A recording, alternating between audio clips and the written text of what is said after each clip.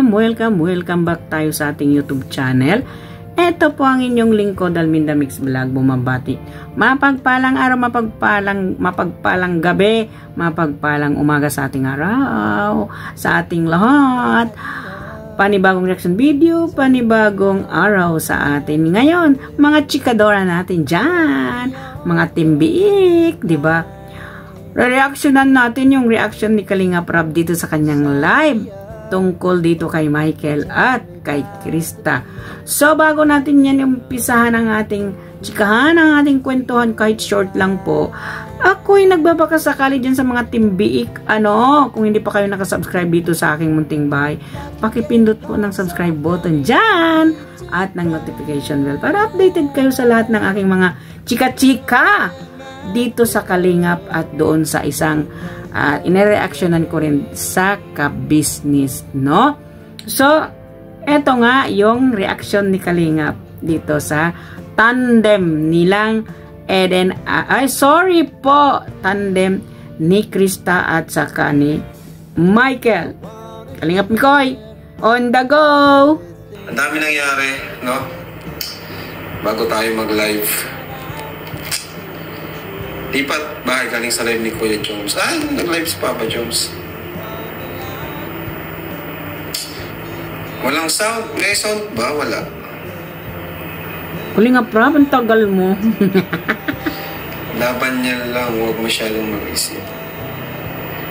May Chris tandem.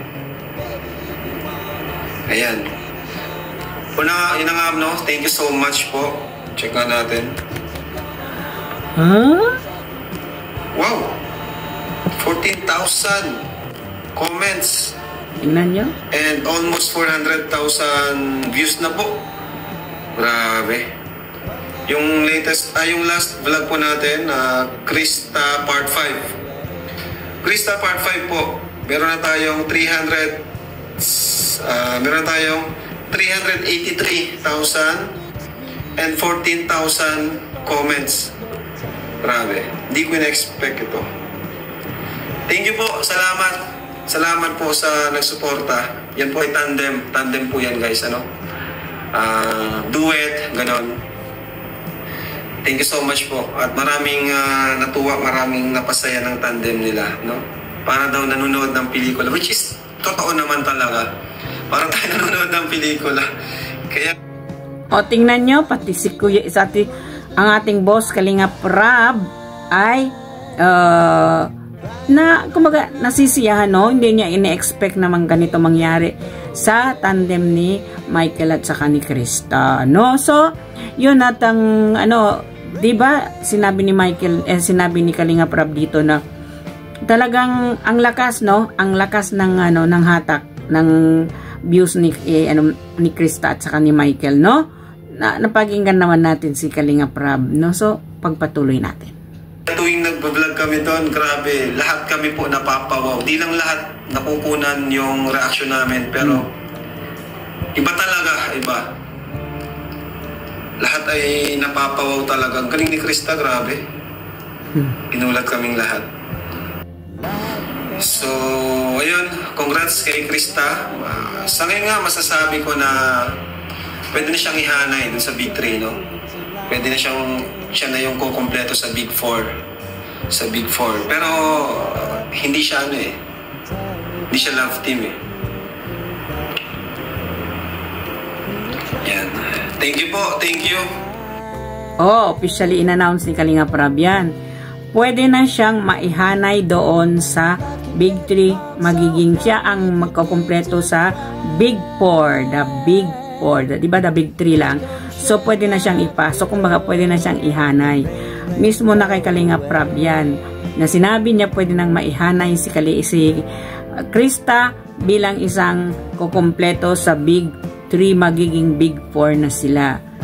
Tingnan ninyo. Yun lang nga. Siguro, sa ni Kalinga Prab, yung ibig sabihin ni Kalinga Prab, dahil hindi nga love team, tandem lang, ay siguro si Krista ang maihanay doon sa magiging Big 4 na sila, no? The Big 4 na itong Angels, Big 4 na Angels si Krista, si Carla, si Beyonce, si Joy, at saka si Krista. Yon ayon kay Kalingap Rab. So, congratulations dito kay Krista, no? Umatak ka naman talaga, baby girl, sa comment section at sa views. Talagang humataw ka ng humataw, baby girl, diba? So, pagpatuloy natin ang sinasabi ni ating poging boss na si Kalingap Rab. Salamat. Deserve naman po parehas. Deserve naman po parehas. Pero wala po tayong magagawa. Yun yung pinili po ni Michael. At yan po is, decision po niya yun. Sa totoo lang, tignan mo ngayon guys, hindi siya nagla-live. Walang live si Michael. Nag-live na ba si Michael? Natatakot siya eh. Kinakabahan siya kasi bago lang siya sa Kalingap, tapos takot siyang mabash. So, wag na po natin wag po natin siyang ayun, sa reaction ni Kalingap Rab, ay hinahanap niya na mag-live si Michael, pero takot nga raw mag-live kasi takot mabash dahil nga sa naging desisyon niya, no? Kumbaga, siguro ayaw niya yung mag-away-away doon sa comment section sa live niya, kaya hindi nagla-live si Kalingap Mikoy. Pero guys, may nakita na ako na nag-live na siya, no? Itong araw na to. Nag-live na siya, no? At yun, niya, pasensya na po. Parang minsan ng pasensya. May live na siya. Pero, kasi ito, one day ago na kasi itong live ni Kalingap Rab natin. Sa pagpatuloy natin. At saka, wag na lang po natin i-bash si Mikoy, kung ano man yung nagustuhan niya. Kasi, yun ang napili niya, no? So, pakinggan po natin yung ibang reaction ni Kalingap Rab dito. Huwag nating i-bash si Michael, Kasi, kung naman. Sa totoo naman, sino ba naman yung magtatrabaho ka na siyempre kung magtatrabaho ka, doon ka na sa masaya ka nakasama, di ba? Masayang katrabaho. Correct yan. Ganun lang naman po yung kasimple.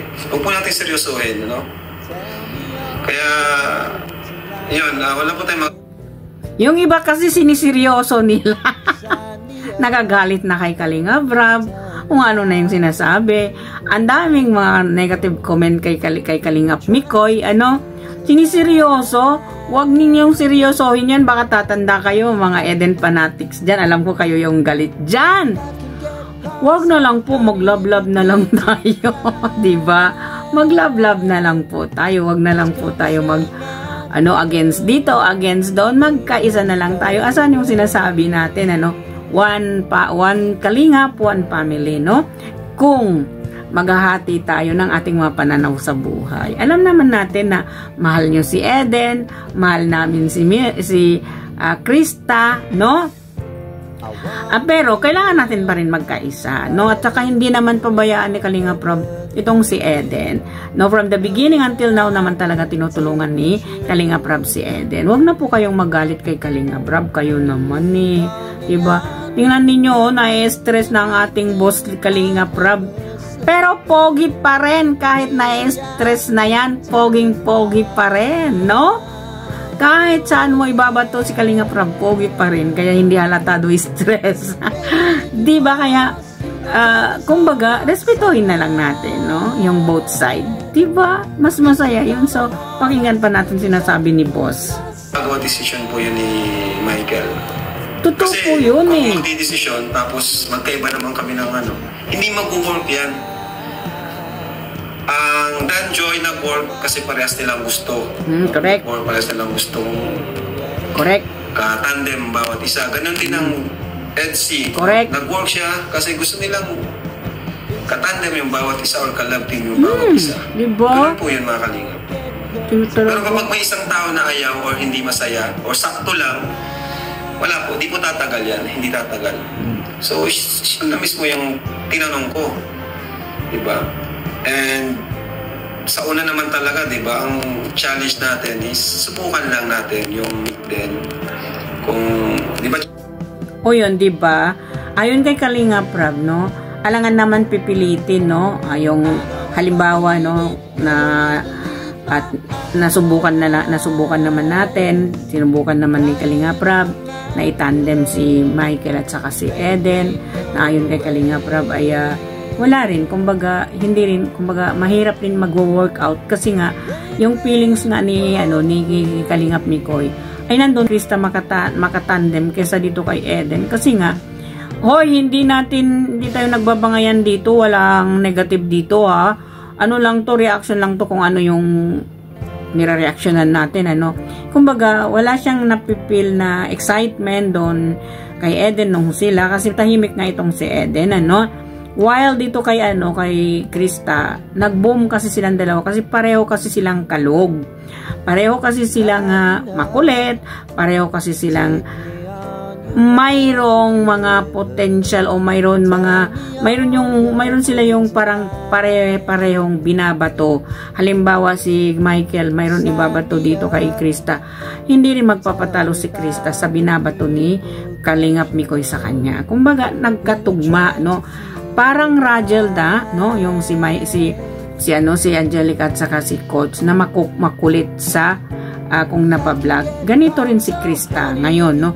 Yun lang nga itong si Krista at saka si Michael. Para kasi itong Volcan Mayon na sumabog sa views, no. Humakot si Krista ng views at humakot siya ng maraming may gusto sa kanya, no, dahil nga maabilidad, dahil nga may may talent siya, no. Hindi naman natin sinasabi si Eden wala siyang talent, no. Mahinhin at tahimik lang kasi talaga si Eden, no. Since from the beginning naman talaga ganyan talaga si Eden, no. So siguro si Michael ang gusto niya yung katulad din niya, kalog. So nung nakita niya na pinatry si Krista, nag-boom silang dalawa, no? So doon si Michael masaya. Wag na po nating questionin, wag na po nating sisihin.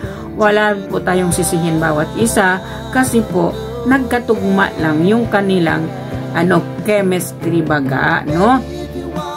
Yung tandem kasi ng pagka-chemistry nilang dalawa, magkapareho kasi. Kaya hindi na natin pwedeng alam niyo, ang dami ho kasing akong nababasang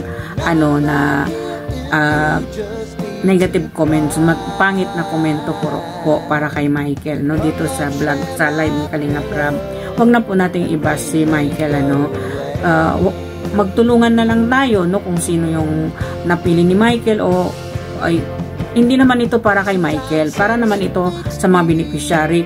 Malay natin, no, itong tandem ni Michael at saka ni Krista, maraming matutulungan ito. Hindi, malay natin, pati si Eden mabigyan ni Kalingap Rab dito sa tandem ni matutulungan din, no? Mapababahayan din, no? Huwag na natin ilagay yung negative thoughts natin, maging masaya na lang tayo, no? Kasi ayon naman kay Kalingap Rab, alangan napipilitin niya si Michael sa hindi talaga ni Michael feel, no? Kahit naman kayo, no? Alangan kayo, papakasal ba kayo sa taong hindi nyo gusto, na hindi ninyo kapareho, hindi ninyo kumbaga hindi kayo magkatugma, no? Kumbaga magkasalungat kayo. Halimbawa, gusto niya ng puti, gusto mo rin ng itim, ayaw niya ng itim, gusto niya ng puti. Syempre hindi kayo magkatugma doon. 'Yun ang ibig sabihin ni Kalingap Rab. Kaya alangan daw pipilitin niya si Michael kung halimbawa kung hindi naman talaga papatok, no? Useless lang nga daw, no? Kasi kumbaga in example niya si Joy at saka si Dan, with their smile nagkatugma, no? Kumbaga ngitian lang, nakilig na yung mga viewers.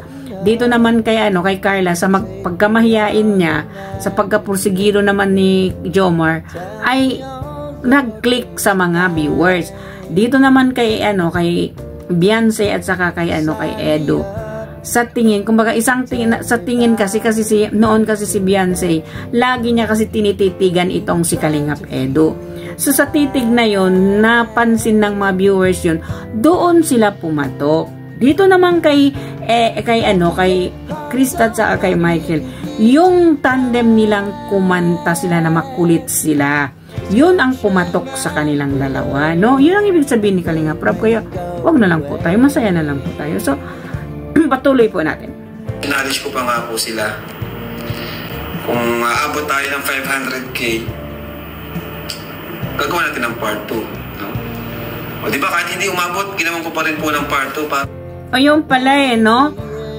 hindi din pala na talagang ni Kalingap Rab na magkaroon ng mic din, no? Kasi kumbaga maraming lang nagko-comments doon sa tuwing nagla-live si Kalingap Rab na i-testing si Michael at saka si Eden.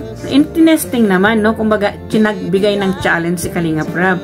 Kung aabot ng 500 yung kay Eden, ay kumbaga i-continue. Ang problema nga daw ay hindi pa rin umaabot. Mahina pa rin, ano? At saka yung binigyan pa rin ng pangalawang pagkakataon kasi pinupush nga ni Kalingap Rab, no? Pero wala pa rin. So, alangan naman, no? Kita rin naman natin doon sa second vlog nila ay matamlay si Michael, hindi masaya. Kahit nakangiti siya, pero yung makita mo yung mata ni Michael, malungkot siya, diba? So, ibig sabihin, hindi talaga niya feel, hindi niya feel ang, nung makipag-tandem doon kay Eden, feel niya kasi doon kay Krista. Kasi pareho kasi silang kalog. Pareho silang kahit sinasabi nilang hindi raw marunong kumanta si Mikoy, at least nakakakanta. Hindi marunong kumanta pero nakakakanta. Diba? Nasasabayan niya si Krista. Doon kasi yon pumatok. Kaya wag na po kayong magalit kay Kalingap Rab, no? Anuhin na lang po natin intindihin na lang natin yung re-respetohin natin kung ano yung naging desisyon ni Kalingap Mikoy. No, hindi naman ito para sa sarili ni Michael, para itutulong niya sa beneficiary ni Kalingap Rab na si Krista. At tulong na rin niya sa mga tao na mapapasaya tayo, no? At tulong niya sa Kalingap bilang isang charity vlogger na napabilang sa Kalingap. Si Michael po, si Mikoy, Kalingap Mikoy. So, well, mga Kalingap, mga katimbiik dyan, imagine, ihahanay na ang ating baby girl sa top 4. Nako, hindi po top 4 yun, the big 4 pala. No, so, ibig sabihin, pasok na si Krista ba doon, Kalingap Rab, sa big 3, big 4 na ba ngayon ang tawag natin dyan. So, well, mga Kalingap, hanggang dito na lang. Sana po nagustuhan ninyo. Panoorin po ninyo ang aking mga reaction video dito sa Kalingap at sa Ka-Business. So, supportahan po natin ang ama ng Kalingap, no? Kuya Bal Santos Matubang, Kalingap Rab, Ate Edna Vlog, at Ma'am Jack Tapia Matubang, at lahat po ng aking kasamahang reactor dito sa Kalingap. Lahat po ng reactor ng Kalingap, team ng Kalingap, no? Scouter ng Kalingap, supportahan po natin especially po ang Karepa na saan ako napabilang. Pag-support niyo po kami, mga Kalingap, mga Ka-Business, no? Mga kapapi. Well, hanggang dito na lang ang aking reaction video. Ito po ang inyong lingkod, Alminda Mix Vlog, nagsasabi, may Allah bless you, may Allah bless us all. Bye-bye po, magkikita-kita tayo muli, mga Kalingap, mga katimbiik. Bye-bye! Happy lang!